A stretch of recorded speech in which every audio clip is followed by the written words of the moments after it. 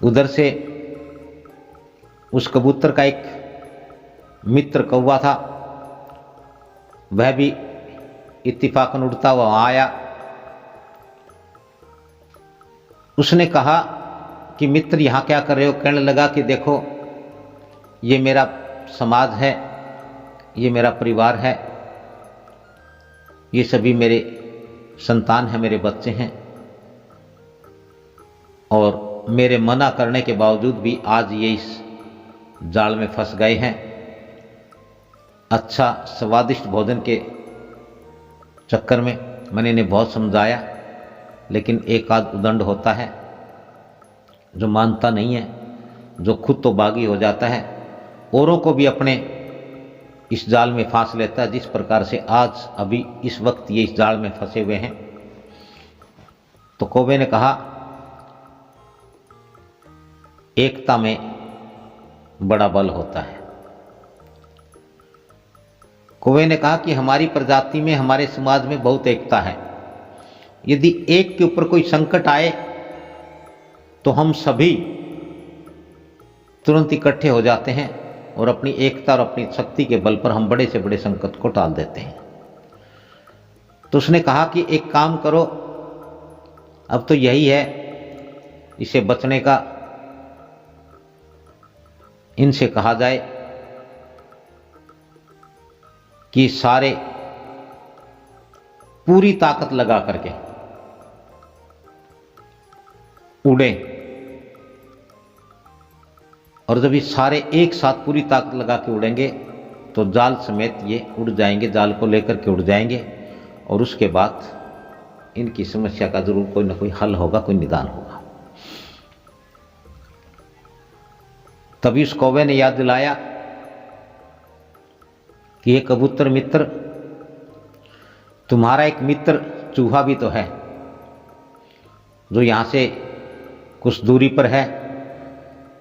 यदि ये तुम्हारे सारे समाज के कबूतर पूरी ताकत लगा करके उड़े, इस जाल समेत उड़ जाए, और वह हम चूहे के बिल के पास जाकर के यदि रुक जाते हैं तो उससे हम मदद सहयोग लेकर के इस जाल को काट सकते हैं, क्योंकि चूहा जाल को काट देगा और ये सभी मुक्त हो जाएंगे, स्वतंत्र हो जाएंगे। तभी वह राजा कबूतर वहां से उतरा, जाल के निकट गया। उसने कहा तुमने मेरी बात नहीं मानी, अब तुम पर यह विपत्ति आ गई है।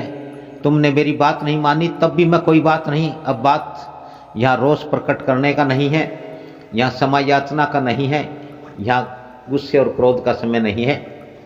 अब तो समय यही है कि अब जब मुसीबत आ ही गई है तो इससे निजात पाने का है, इससे बचने का है। एक ही रास्ता है, अंतिम रास्ता है कि तुम सारे पूरी ताकत लगा करके एक साथ उड़ो। तुम जाल समेत उड़ जाओगे, क्योंकि जाल से ज़्यादा तुम्हारी ताकत है, तुम्हारी शक्ति है। और जैसे तुम यहाँ से उड़ जाओगे तो यह शिकारी तुम्हारे साथ इतनी दूर पीछे पीछे नहीं आ सकेगा, और फिर हम एक ऐसे स्थान पर जाएंगे जहाँ पर मेरा एक और मित्र है चूहा, वो इस जाल को काट देगा और तुम आज़ाद हो जाओगे। एकमात्र रास्ता है ये जीवन का मरण का सवाल है।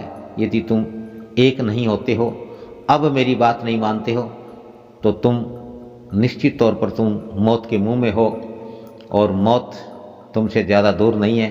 और यदि तुम अब इस मौत के समय में, इस संकट के समय यदि तुम मेरी बात मान लेते हो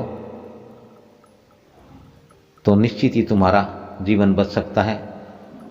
और वो कहते हैं कि मरता क्या न करता। अब उस उदंड कबूतर ने भी उन सब से क्षमा याचना मांगी। वह रोने लगा, वो कहने लगा कि मैंने अपने मुखिया की, अपने राजा की बात नहीं मानी। मेरी उदंडता और मेरा बागी स्वभाव ने आज आप सबको मौत के मुंह में धकेल दिया है। मैं अपने किए पर शर्मिंदा हूँ, मैं पश्चाताप करता हूँ, मैं आप सबसे माफ़ी मांगता हूँ। और अब जिन्होंने मेरी बात मानी, मेरे कहने से इस जाल में फंसे, इस स्वादिष्ट भोजन के फेर में हम फंसे, अब मैं कहता हूँ कि हम सभी एक ताकत से यदि उड़े तो हमारे प्राण बच सकते हैं। और यही हमारा धर्म बनता है कि हम इस संकट की घड़ी में अपने राजा की बात माने, क्योंकि राजा प्रजा का प्राणों का रक्षक होता है। उनके भले की, उनके अच्छे की, उनकी रक्षा करने का दायित्व राजा पर होता है। और अब इस बात में कोई संशय नहीं है, एक बार हमने राजा की बात नहीं मानी तो हम मौत के मुंह में आ गए, और यदि हम अब राजा की बात मान लेते हैं तो निश्चित ही हम इस मौत के मुंह से बाहर निकल सकते हैं। और सभी ने पूरी ताकत लगा करके वो उड़े और वो जाल समेत उड़ गए। शिकारी ने ऐसा ना पहले कभी देखा था, ना कभी सुना था। शिकारी ने देखा तो वो एकदम अवाक रह गया, उसे बड़ा आश्चर्य हुआ और उसने अपना माथा पीट लिया कि ये क्या हुआ, ऐसा कैसे हो गया कि शिकार जाल को ले उड़ा। ये तो बड़ा ही विचित्र हुआ है। उसने कहा कि निश्चय मैं बहुत ही भाग्यहीन हूँ, बड़ा दुर्भाग्यशाली हूँ कि मेरे साथ ही ऐसा होना था, मेरे साथ ही। वह तुरंत उठा और कुछ दूर तक उन कबूतरों के पीछे पीछे भागा, लेकिन उसने देखा कि कबूतर कोई सीधे रास्ते थोड़ी, वो तो उड़ने वाले थे और वो ऐसे स्थान से उड़े कि वह शिकारी उनके पीछे नहीं भाग सका, नहीं दौड़ पाया, वह वहीं रुक गया।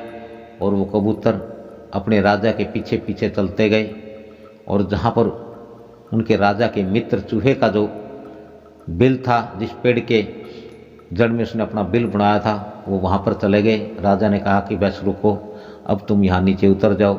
वो सारे उस पेड़ के पास नीचे उतर गए। कबूतर चूहे के बिल के पास गया और कहने लगा कि हे मेरे मित्र, बाहर आओ। तो चूहे ने कहा, चूहे ने देखा कि एक कौवा भी साथ था, तो उसने कहने लगा कि मित्र, मैं बाहर कैसे आऊं, तुम्हारे साथ तो कोई और भी है, और जो तुम्हारे साथ है वो तो मेरा भक्षक है, मैं उसका भक्ष्य हूं, मैं उसका भोजन हूं, इसलिए मैं बाहर कैसे आ सकता हूं। तो कबूतर ने कहा कि नहीं, ये मेरा मित्र है और विश्वसनीय मित्र है। जिस प्रकार से तुम मेरे मित्र हो, इसी प्रकार से ये कौवा भी मेरा मित्र है। और आज मैं बहुत बड़ी मुसीबत में हूं, यह मेरी मदद के लिए मेरे साथ आया है, और इस प्रकार से मेरा पूरा परिवार, मेरा पूरा समाज एक शिकारी के जाल में फंस गया। और उनको मैंने एकता का पाठ पढ़ाया, उन्हें समझ में आया, और वो सारे उस जाल को लेकर के उड़ चले, और अब वो यहाँ आ गए हैं। आपके बिल के भारी वो सारे के सारे एक जाल में बंधे पड़े हैं, आप आए और हमारी मदद करें। इस पर चूहे ने कहा कि यदि ऐसी बात है, यदि कौवा तुम्हारा मित्र है तो मेरा भी मित्र हुआ। मित्र की बात मानना ही मित्रता है, मित्र के काम आना ही मित्रता है। और बुरे समय में, बुरे वक्त में ही मित्रता का पता चलता है कि मित्र है या नहीं, मित्रता है या नहीं। तो इसलिए निश्चित ही मैं बाहर आता हूँ, और मैं अकेला नहीं आता, मैं अपने परिवार को भी बुला करके लाता हूँ, और सारा काम चुटकियों में, मिनटों में सर हो जाएगा। और चूहे ने अपने परिवार वालों से कहा कि मेरा मित्र कबूतर आया हुआ है, आज उसके परिवार पर संकट है, और इस प्रकार से वो एक शिकारी के जाल में फंस गए हैं, और वो अपनी ताकत के बल पर, अपनी एकता के बल पर वो उड़ करके जाल को यहाँ तक ले आए हैं। तो हमें शीघ्र ही उस जाल को काटना है और उन्हें मुक्त करना है। इस प्रकार से चूहा और उसके सारे साथी, उसके परिवार के सभी चूहे बाहर आए। उन्होंने फटाफट उस जाल को काट दिया, और देखते ही देखते सारे कबूतर आज़ाद हो गए। तब चूहे ने कहा, अब कबूतरों से वो कहने लगा कि ये जो तुम्हारा राजा है यह बहुत लंबे समय से मेरा मित्र है, ये बड़ा ही धर्मात्मा है, बड़ा ही ज्ञानी है, बड़ा ही विद्वान है, और इसकी बातें सुन करके तो इससे जो ज्ञान की, धर्म की जो बातें है ये तुम्हारा राजा जो करता है, इससे बहुत सारे प्राणियों की जान बची है, बहुत सारे प्राणियों को इनसे जो है ना ज्ञान प्राप्त हुआ है, और तुम मूर्खों इतना विद्वान राजा पा करके, इतना बुद्धिमान और इतना धर्मी राजा पाकर के भी तुम इनकी बात नहीं मानते हो, तो निश्चित ही तुम्हारे ऊपर प्राण